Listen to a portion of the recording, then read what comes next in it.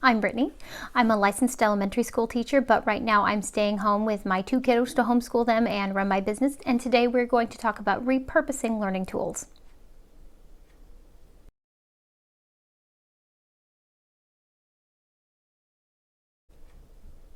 Okay, so about 2 years ago, I went and I bought a similar set of Scholastic flashcards for my daughter. They're supposed to be sight word flashcards, and you can see they've got like a whole set on the back.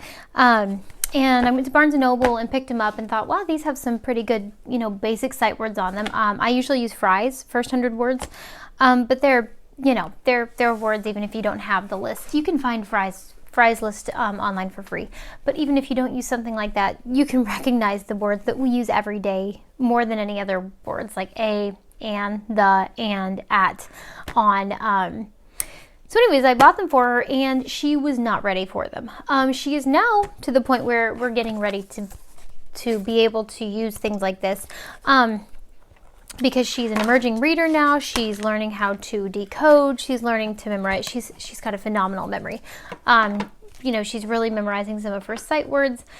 The problem that I found with this particular brand of flashcard for sight words is that a lot of the words they're not words that you would recommend children learning first. If you've got a kiddo like my daughter who memorizes words really fast,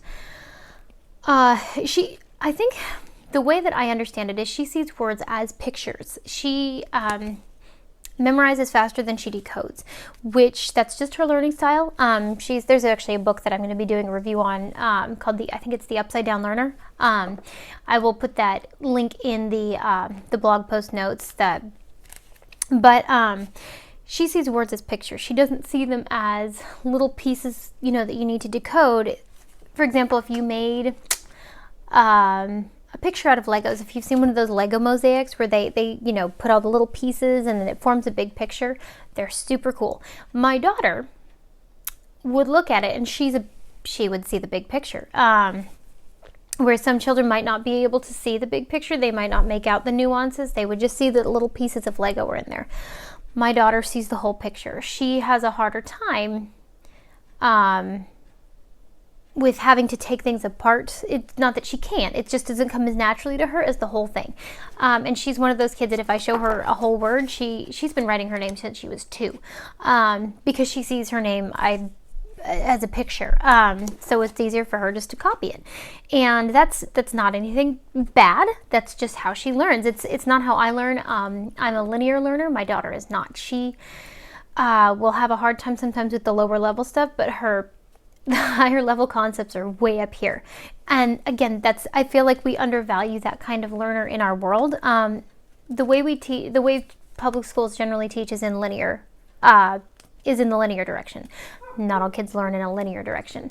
So anyways, I had gotten these flashcards for her and she just wasn't ready for them. She was 3, she just wasn't ready. Now that she's 5, she is ready to start picking some of these up. We've got up, wet. I've been picking CVC words for her. Cat, she knows this one. She doesn't usually even have to decode that one. Hot, big, yes. And so, but I found that I have a hard time with them because my daughter's also very good at recognizing pictures. So if she looked at this, she wouldn't say big, she'd say elephant. If she looked at this, she wouldn't say small, she'd say mouse. She knows what a cat is. And so she wouldn't really be practicing the memorization. She would be looking at the pictures. And that's not just my daughter. I think pretty much any child would do that. So I have a hard time using these for their original purpose, which is to teach sight words. And again, we have another pack of these. I have another pack on order. And you might wonder why I have another pack on order if I don't want to use these as sight words. Hold on just a second. What's wrong, sweetheart? Mommy's working right now. Can I see it in a little bit, please? Yeah. Okay, thank you. Go to your room, okay? I believe it's really good, but I will come look at it in a few minutes, okay? I need to finish this, all right? Yes, ma'am? Thank you. I want to see it, I promise. Just let me finish this. The reason is because there are multiple ways you can use the same tools. And so Actually, the reason I ordered more is we hadn't pulled these out in a while. And my son is, we're working with him on when he enunciates words, getting all the sounds in. So oftentimes, he's 2. Oftentimes he'll leave off the end of a word. So if he says big, it'll be bit. If he says dog, you know, it might be daw. Or if it's cat, it might be cat. Which he's 2. But something that that is very helpful to him is if we pick up, he doesn't always like sitting there and just saying things. And I mean, most 2-year-old boys don't. Most 2-year-olds don't want to sit there and say things. But he loves pictures. He loves pictures. He loves nonfiction books. He just loves nonfiction books. So if I pick this up and I say, oh, and I may not even use the word down here. I mean, I can say the dog is wet. And he'll say wet. And I'll say, oh, wet. And he'll usually copy me wet. And I congratulate him, yay, yay. So this is same kind of training they would use in speech therapy. Oh, the puppy is dry. And he might say dry. He might have a hard time with an R, so we'll practice that R in the middle. This is, you know, cat. And again, I may not even use the word on here. We may look at one that we would use differently. Okay, this says hot. I might say cup. And we would practice that way. And these have these beautifully vivid pictures. They're just so bright and so pretty, and he loves them. So what I've done is I've taken a learning tool that was meant for something else completely, and I've basically turned it into speech therapy practice. For my 2-year-old, you know, this table, oh, it's got green and pink. Oh, look at these boots. They have dirt on them. And so we're practicing things that he needs to practice without a curriculum, and we're using tools that were meant for something else, but that's okay. And really, I mean, I've brought this up so many times in prior videos about how to use the alphabet puzzle. Like we have an alphabet puzzle that you can use different colors. Let me grab it. You know, instead of using these for letters, find all the red letters. You know, where are the red letters? Let's find them. Oh, you know, we just practiced red. That's a color. Or if you're, you know, if you've got a kiddo who's doing like my daughter, CVC, consonant, vowel, consonant words, let's find out the letters that we would use for cat. So you don't have to use learning tools the way they were meant to be used. You can use them for anything you want. That's the beauty of homeschooling, is the flexibility to be creative and to meet your kids' needs the way that your kids need their needs to be met.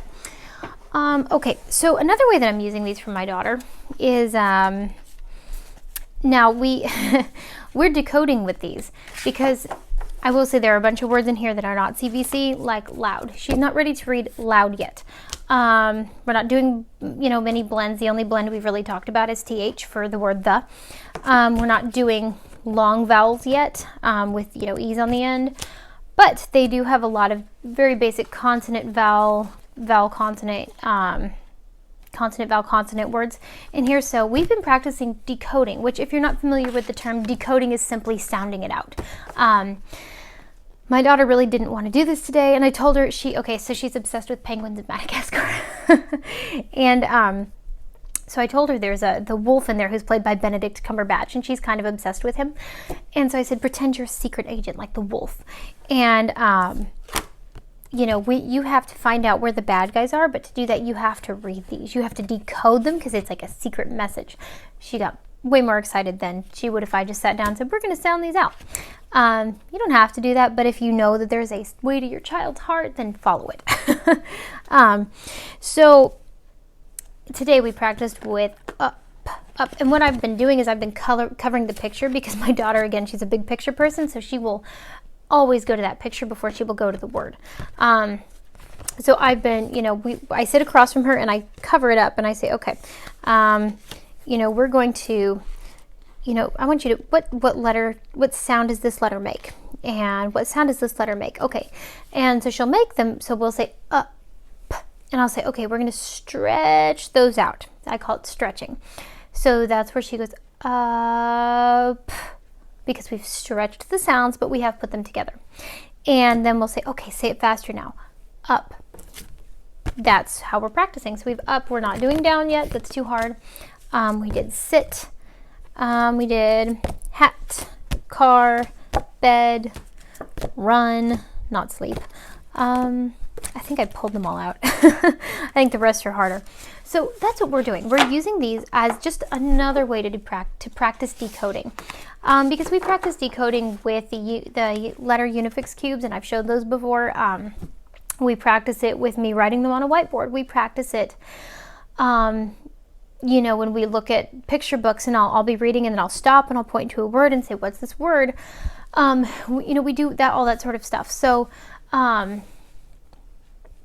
there are just so many ways to come up with methods of practicing the same concept, the same skill set, the same,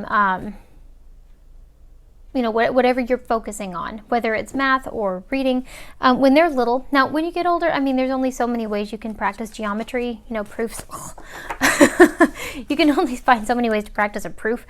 But when they're little, there's so much flexibility and figuring out what you have and how you can use it. So if you have a bit of curriculum that it doesn't work for, you know, workbook, for instance, that the kid hates the workbook, they don't seem to do well with it, look at it. Is there a way you can cut up the pictures and use them for something else? Is there a way that you can pull some of the words out and use them for another game?